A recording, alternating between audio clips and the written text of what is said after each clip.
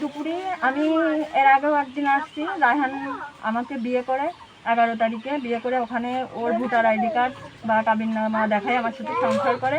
2-3 দিন পর পর যায়, ওখানে থাকে। 1 মাস থাকার পরে ও বাসায় এসে ওর বাবা মাকে বলেছে, ওর বাবা মা বাড়ি থেকে বের করে দিয়েছে বা সরাই রাখছে। তারা বলতেছে যে সমাধান একটাই, ওর জীবন থেকে তোমাকে সরে যেতে হবে। আর আমার কথা যে সে আমার সাথে সংসার করেছে, সে আমার সাথে প্রতারণা করেছে।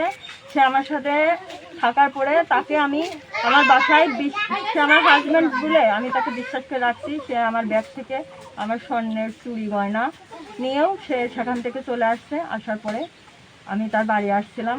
তারা বলছিল যে 2-3 দিন সময় দেন, আমরা তার খুঁজে একটা সমাধান করবো।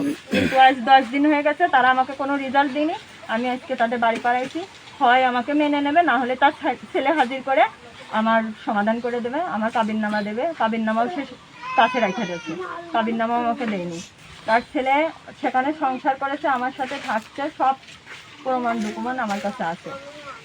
যে কদিন আমার কাছে থাকছে, তার বাবা মা জানে না আমার ছেলে দিনের পর দিনে কোথায় যায় থাকছে। আপনার নাম কি? আমার নাম শিউলি।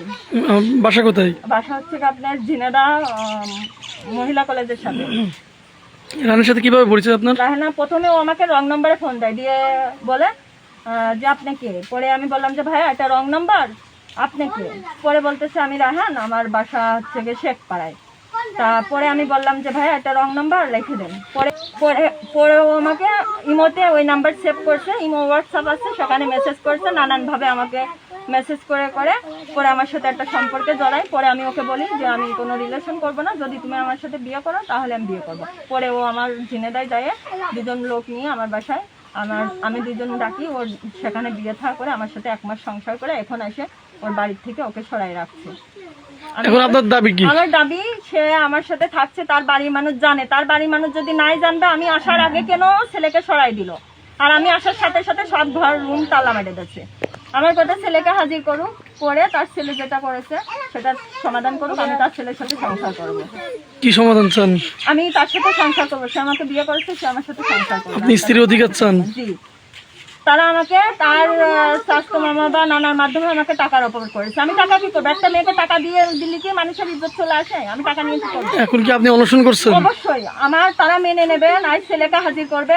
তা না হলে পরে ওই প্রতারকের শাস্তি উপর আল্লাহ দেবে। আমি ওই বাড়ি পার জীবন আমি বের করে দেবো। তুমি মারা যাবা? হ্যাঁ অবশ্যই, কারণ আমি কারোর কাছে বিচার নিয়ে যাব না। আমি একটা মেয়ে মানুষ, রিলেশন করার সময় ভালো লাগে, বিয়ে করার সময় ভালো লাগে, পরে আবার কেন মেয়েদের সাথে এত প্রতারণা করা লাগে কিসের জন্য?